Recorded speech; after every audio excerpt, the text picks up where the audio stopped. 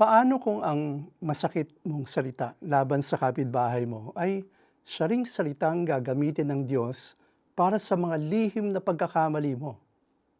Palagay ko lahat tayo may kakilala na tingin natin hopeless case. Maybe a nephew who refuses to get a job or a neighbor who's always causing trouble. It is easy to write them off and we say, "Hay nako, wala nang pag-asa yan." Pero alam nyo, minsan we are harsh toward others because of our secret fears. Deep down, we worry that our own mistakes, our debts, our hidden sins are too big for God to fix. By focusing on the flaws of others, we try to hide our own fears. This is a dangerous way to live.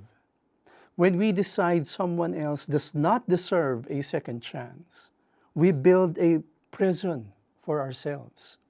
We live in constant guilt and fear that God might give up on us too.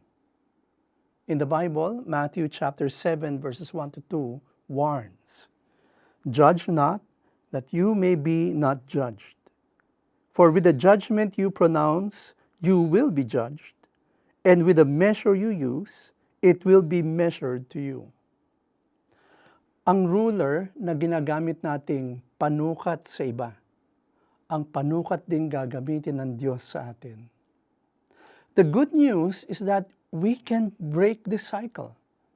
When we choose to speak words of hope for someone else, we open a door for ourselves.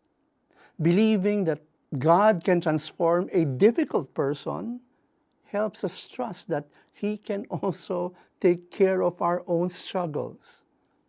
Giving hope to others boosts our feelings of hope about our own lives. God's mercy is big enough for that neighbor, and it is definitely big enough for us. Let us pray. Heavenly Father, thank you for never giving up on me. Forgive me for the times I have written people off as hopeless. Help me to remember that your grace is bigger than my mistake. Teach me to speak words of hope to my family and neighbors so that I may also feel the peace of your hope in my own heart. In the name of the Father, and of the Son, and of the Holy Spirit.